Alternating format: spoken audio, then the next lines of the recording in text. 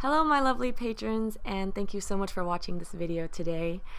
In case you didn't know, this is the $10 or higher reward video for people who have pledged $10 or more per month on Patreon. Thank you all so much for your support, by the way, and for enabling me to continue to do art and share it with you guys and continue to make these really fun videos. I thoroughly enjoy recording these voiceovers. For those of you joining me for the first time, I want to give you all a warm welcome and lots of hugs. And for those of you who have been pledging on my Patreon page for a while now, I just want to thank you again for your continued support, and it truly does mean the world to me. So yeah, today I am just going to give you guys a quick update on what I've been up to and where I've been. And then I'm going to dive straight into questions. I'm going to try to answer as many as I can. But I basically, September was both a rough and a really fun month for me. I was traveling for the majority of it. I was actually in China for, I think, 19 to 20 days. It was just under 3 weeks, visiting some family. And it was a really, really cathartic trip. I haven't seen my family in I think 2 or 3 years, so it's been long overdue. I got to see all my grandparents, aunts and uncles, my cousins children. So yeah, I have a really big family back in China. We're very, very close, and it was definitely bittersweet to leave them, but I'm really glad I went, and I'm super happy to be back in the studio working and, getting stuff out to my patrons again.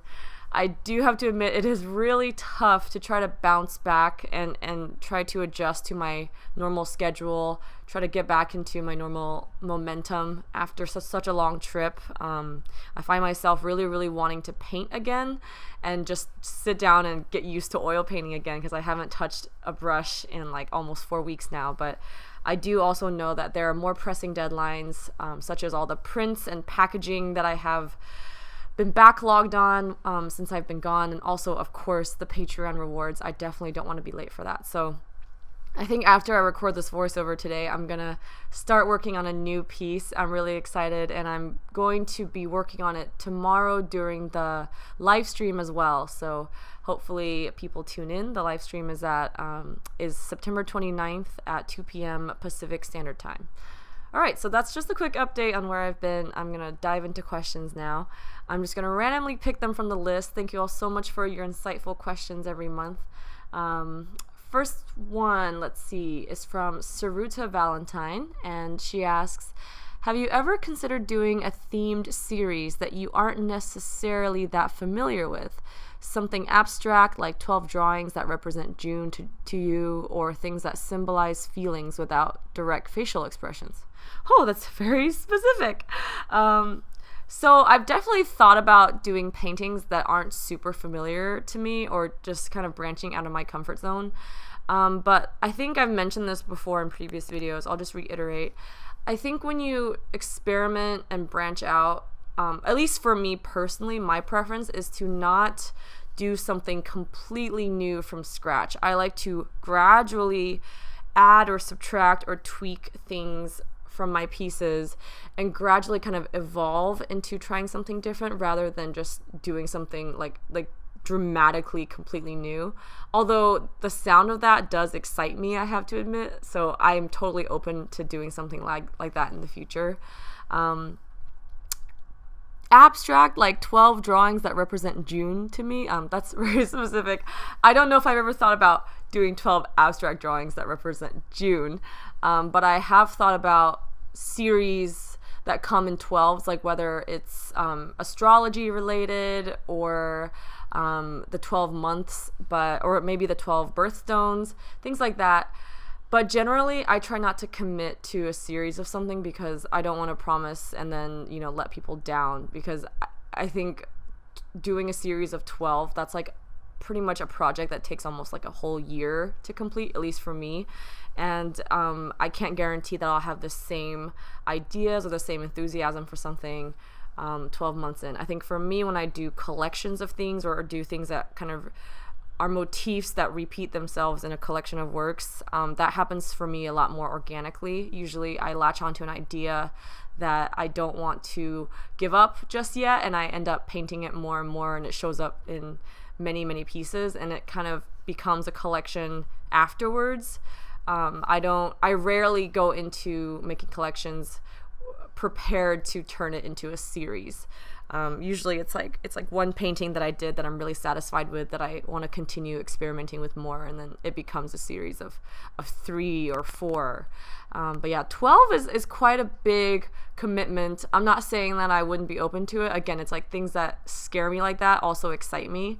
But yeah, just for the time being, I think I have a lot of projects and actual like commissions and gallery works due that I have to kind of prioritize because they have already been promised to clients. But yeah, in terms of collections or series of things I've never done, there's one coming up I'm really excited about. It's actually the painting I'm working on today that I was talking about doing after I record this voiceover, and that's going to be a giant cat with a full body human. You guys might have seen it. It was one of my Patreon reward drawings for last month, and I think I shared it on Instagram recently too, and I definitely shared it on Patreon. But it's like a girl and a cat, and she's tying a ribbon around the cat's tail, and the cat is huge. It's like bigger than she is, and she also has the same ribbon on her own ponytail. I'm really excited about that piece because it's something I've always wanted to do. So I have 2 cats, for those of you who don't know. I also have 2 dogs. But the cats I've had since I was very young, and I'm extremely bonded with them. They're like my children pretty much, and I've always wanted to feature them more in my artworks, just to like pay homage to them and honor them, and just show the world how much I love my cats. I know I'm sounding like a crazy cat lady. I won't just start babbling about cats endlessly in this video, don't worry. But yeah, the cats have shown up in my videos before, or sorry, in my paintings before, but for some reason recently they haven't as much. So I'm excited to bring it back and bring it back full force. So instead of the cat being like an accessory to the human subject, in my newest pieces, I want the cat to be like the main subject. And I'm also thinking of doing a series of cat paintings that maybe don't have any human beings at all. So I've been asking around my friends. I'm friends with a lot of other cat owners, surprise, surprise, and I've been asking them to help send me photos of their cats for reference. So yeah, okay, the cat discussion stops right now. I'm so sorry, you guys. I get carried away. Next question. Let's see. From Violetta, she asks, "Hi Happy, I wanted to ask you, how in the world do you manage to do so much stuff? Patreon, YouTube, exhibitions, vacations. Wow. I am in the beginning of my art career and I'm so stressed out sometimes, and my YouTube channel is not even so big." And this question got 3 likes, so I'm guessing a lot of people want to hear the answer.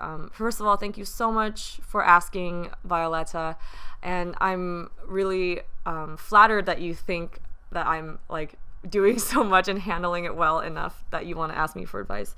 To be honest, sometimes I get overwhelmed as well, and I sometimes feel like I bit off more than I could chew, and the stress of all the projects that I have and trying to manage that with, you know, making time for my family, for my loved ones, for my friends, that stress does get to me from time to time. So I suffer from that just like everyone else. However,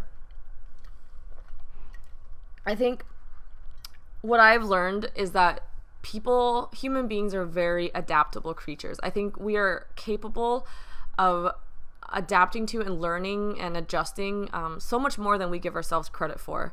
So when you're just starting out your art career and you're looking at someone who's been in the art industry for a long time and they have that many projects, it's, you know, that the contrast between where they are and where you are can seem so scary. I went through the same thing. I was like, when I was just starting my YouTube, and all I had to worry about was kind of YouTube and my paintings and Instagram. Even back then, I was like, oh my God, how do other artists with like Patreon pages, or other artists who have blogs, or other artists who, you know, travel for comic conventions, balance all that in addition to what I have? Like, I'm already so overwhelmed with what I currently have. The second you take on a new project or add another to-do or another item to your to-do list, there is an adjustment period where you do feel overwhelmed.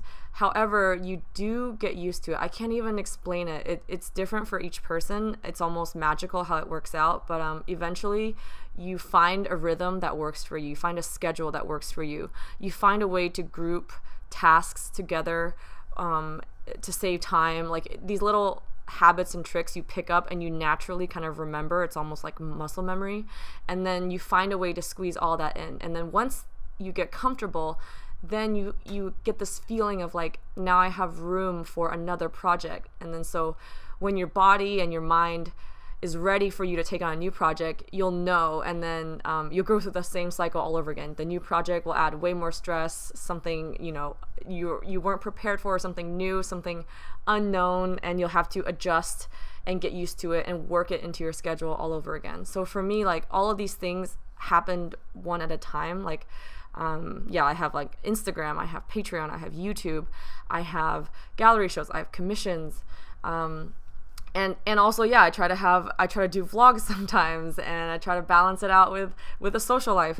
But I didn't pick up all of these, let's say like, I don't know, 8 items at once. I started off with just an Instagram, and then I slowly added YouTube, and then I slowly from YouTube transitioned to Patreon, which is a great extension of YouTube, right? And then after Patreon, after that blew up, like, meanwhile in the background, I was picking up more and more gallery shows. I started off only maybe doing one gallery show every 6 months or every year because I just wasn't that well known yet, and galleries didn't really want me, which is fine. But now that more galleries are saying yes to me, I'm also used to painting maybe more efficiently and doing pieces faster and scheduling myself better. So if you want to balance out your schedule and take on more projects, but not spread yourself too thin or not, kind of have a panic attack, I would say just do it gradually.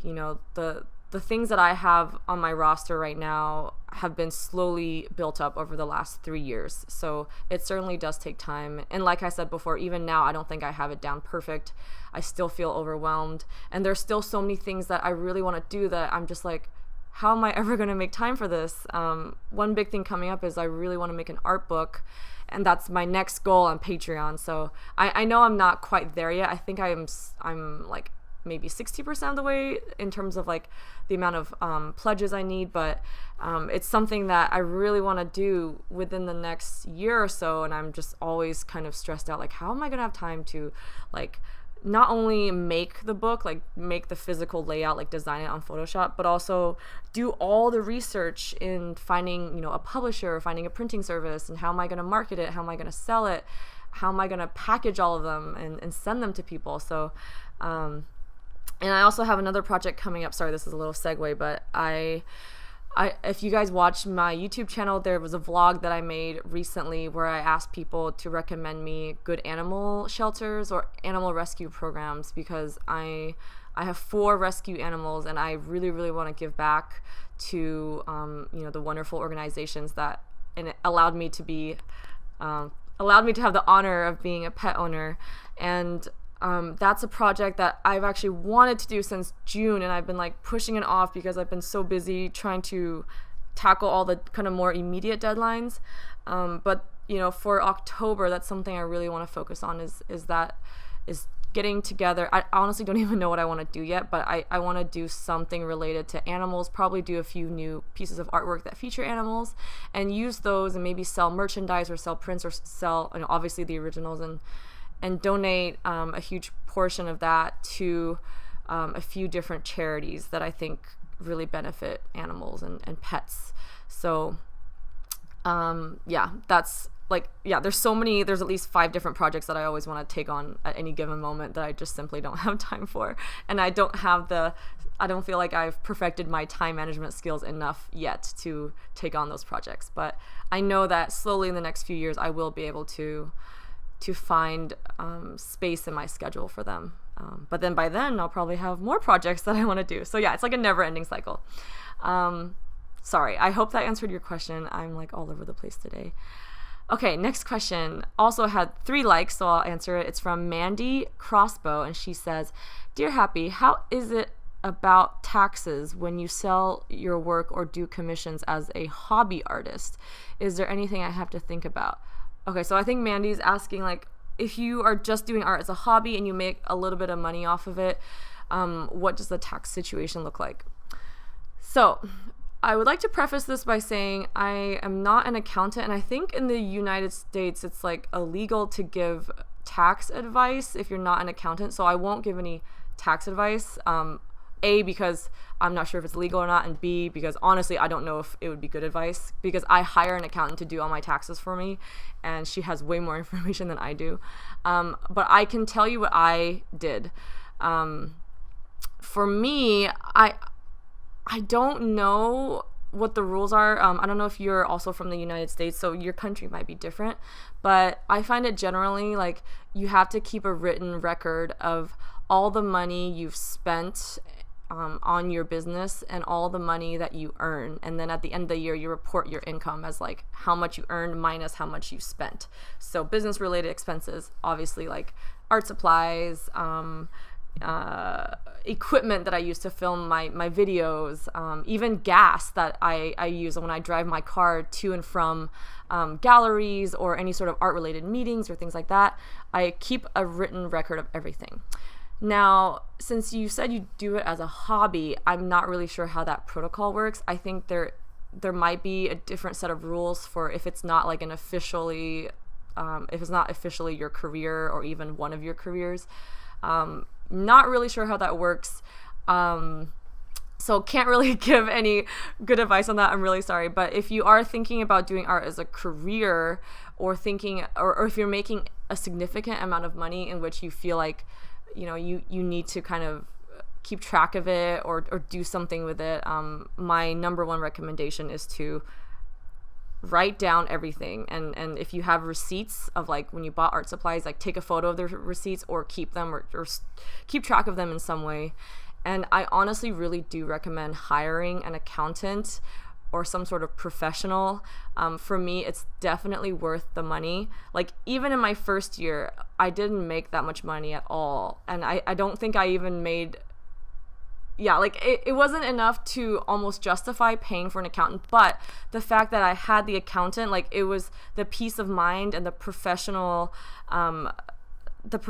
opinion that she brought to the table that I thought was worth the money, because she would tell me everything. She'd be like, okay, you're doing this wrong, or like, oh, you need to start taking note of this, or you need to pay your taxes ahead of time, or like, oh, here's one way you could have saved money that you didn't know about, or like, here's another investment account you could have opened to help small business owners that you didn't know about. So like, I have had the same accountant for the last I think 4 years. She did my taxes back when I had a normal, like regular office job.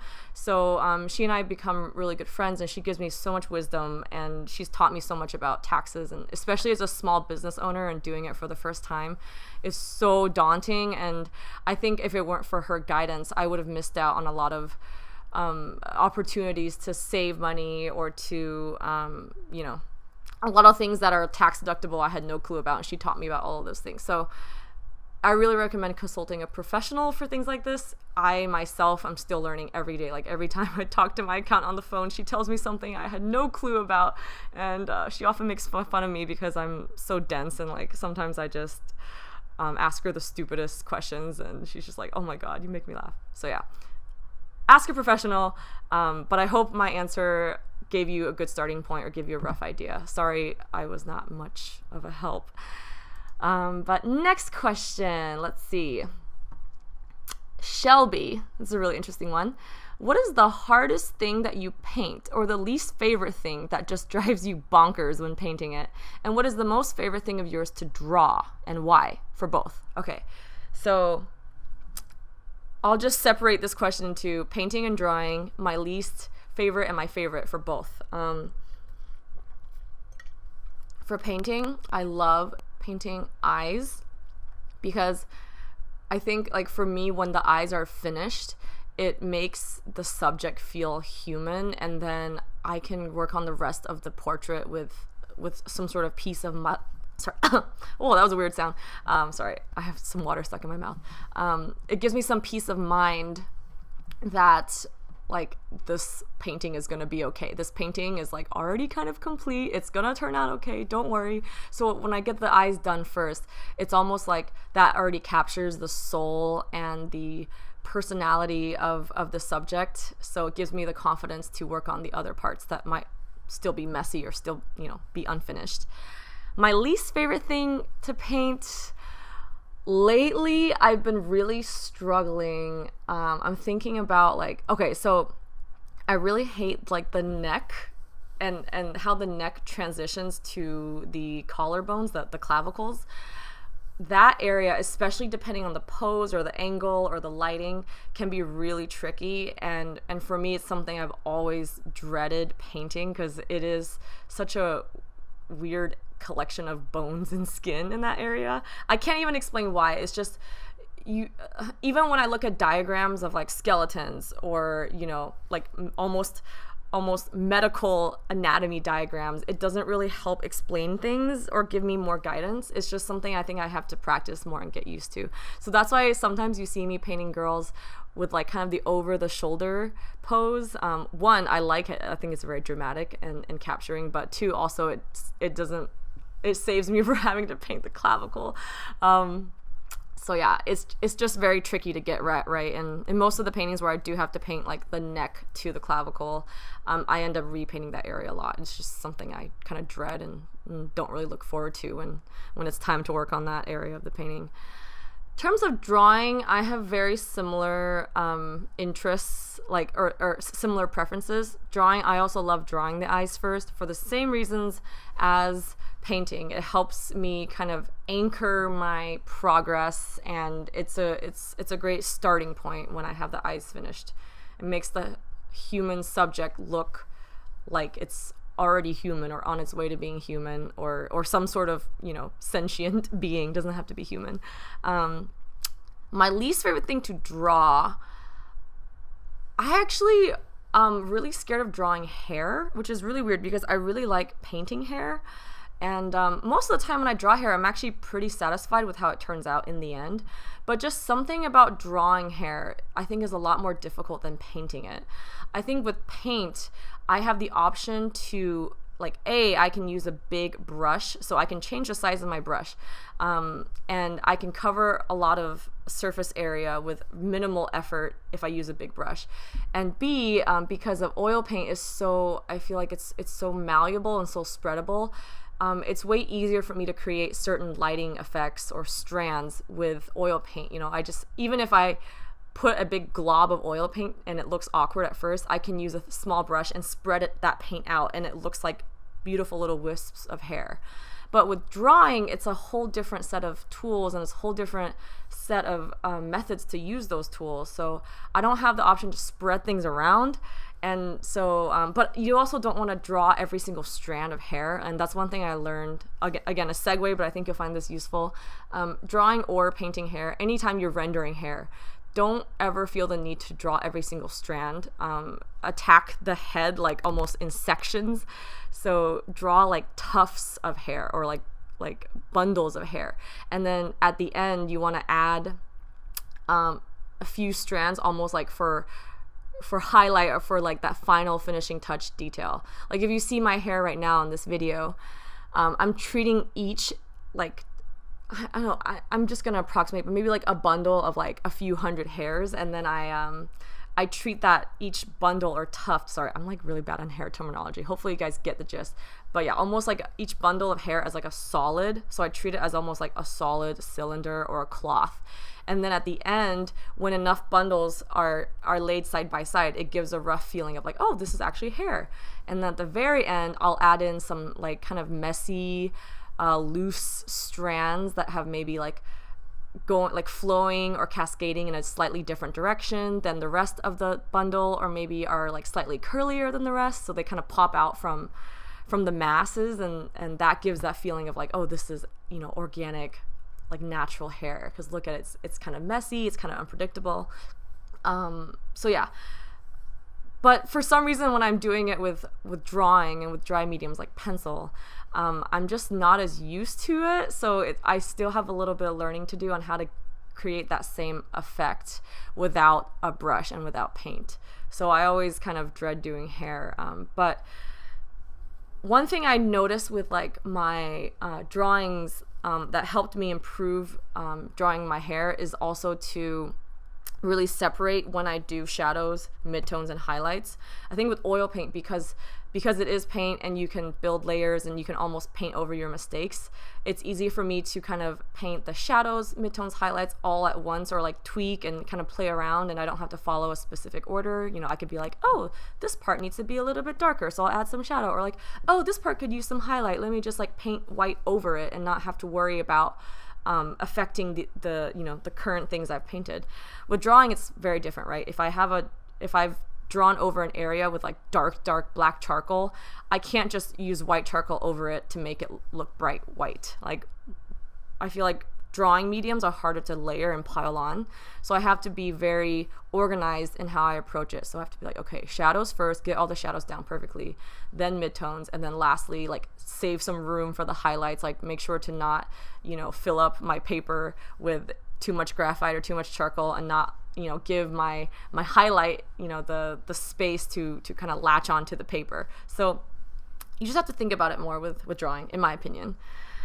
Which is funny because I think some people think drawing is way more easier than painting. So it's really funny how like it's so different for each artist. Like, I'm way more comfortable with oil painting than other mediums. Like, to me, oil painting is the easiest in that way, just because I'm the most familiar.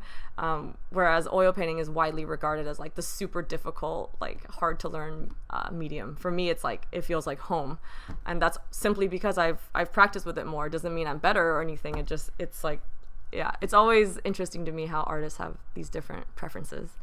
Okay, one more question. Let's see. Gonna scroll up to the top here. Okay, so Danielle Whitehead says, "Hi, Happy. I'm your newest pledge and I'm in love with your art." Oh, thank you, Danielle. You're an inspiration, and seeing your ethereal work motivates me to keep painting. I was just wondering if you have any recommendations for decent quality easels, because it is very overwhelming deciding on one with all of the different options and price ranges. Thanks. Oh, wow. That's a really tough question, because my current easel that I'm using, actually, I think my boyfriend bought for me one year as a Christmas present on Amazon. So I don't know anything about the brand, and I didn't do any research, but he said that he did some research and this was very highly reviewed. And I think it was definitely over $100. It was like 180 or maybe 200 something. So he said that in his research, the Amazon reviews tend to give pretty honest guidance. So if you look up easels on Amazon, if it has like a 4.5-star review, it's definitely reliable that it's a pretty good product. And he also said that the really good reviewed sturdy easels definitely do cost a little bit more. However, I do think it's a worthy investment, because I've had my current easel for 3.5 years. Actually, probably, no, I've had this for 4 years. And about 2 years ago, it actually broke. Like, I was using it outside to help. I think I was at an art fair, and I used it as support for one of my display booths, and a huge gust of wind blew over, and the easel actually broke, and some of the screws came off, and my boyfriend put it back together with just like our household tools, and it's still working to this day. Like, so it broke and it's still working. It's very, very sturdy, very well made. So when it's time to to go buy an easel, I would really recommend to invest in a really good one, even if it costs a couple $100 up front. I feel like if it's gonna last you forever, it'll actually end up saving you money, versus getting maybe an easel for $50 but then having to replace it every year. And mine is a wood easel. I really recommend wood easels simply because I just love how they feel, and they're a little bit heavier, and I feel like they're less shaky than my metal easels. So I've also bought some kind of cheaper budget metal easels from Michaels. I think the brand is Artist Loft, which is like their most kind of basic student grade brand.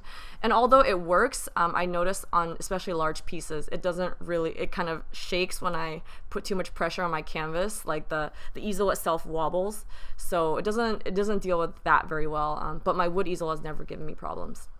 So yeah, recommend a wood expensive easel, if that helps. But I don't have any particular brands. Sorry guys, I try to answer these questions the best of my abilities, but sometimes I'm like, oh, I wish I knew more. Either way, I hope you guys find these answers useful. Okay, a few more questions. Let's see. Saina says, would you ever do Inktober? So I'm thinking of doing something for Inktober, because last year I really was bummed that I missed out on Halloween month, and I love, my stuff is, I think in general, already kind of eerie and dark, and I would love to use Halloween that month as a great opportunity to really push myself out of my comfort zone and do some darker themes, and I think people will be more receptive to it around Halloween. However, I don't think I would do Inktober, which for those of you who don't know, it's basically like one ink drawing a day. And for me, I know I cannot commit to that. Like, I am so busy right now, and I have a wedding to go to later in October, so I don't know if I'll have time to do one drawing or one piece of artwork a day. I'm thinking of more like maybe one a week, and doing maybe 4 little paintings by the end, and selling them maybe either one-off or as a collection. But yeah, definitely want to do something for October, something related to Halloween. So stay tuned, guys. But yeah, probably not exactly Inktober, but something in the spirit of Inktober for sure. Okay, Steph Urso asks, how important is realism in art for a beginner? If someone has a good understanding of proportion but has no interest in creating realistic art, could they still produce quality work? Or do you think having a strong foundation in realism is more important? I think it obviously depends on the type of art that you want to do. If you're really into like abstract, kind of more, I don't even know what the term is, but if you're really into abstract things where there's really no human or natural subject in mind, like no landscapes, no bodies, no animals, if you're just into like abstract, almost like a design type of quality work, I don't really think that realism would be that important. Again, I don't know much about abstractism. I never did that, but I think I can only speak for my genre and kind of what I'm used to. I think in pop surrealism or any sort of genre that involves portraits of humans, whether or not you actually distort the proportions or have your own distinct style of rendering, I think definitely having a strong foundation in realism is very, very helpful, and it's something I highly recommend, something I'm still working on.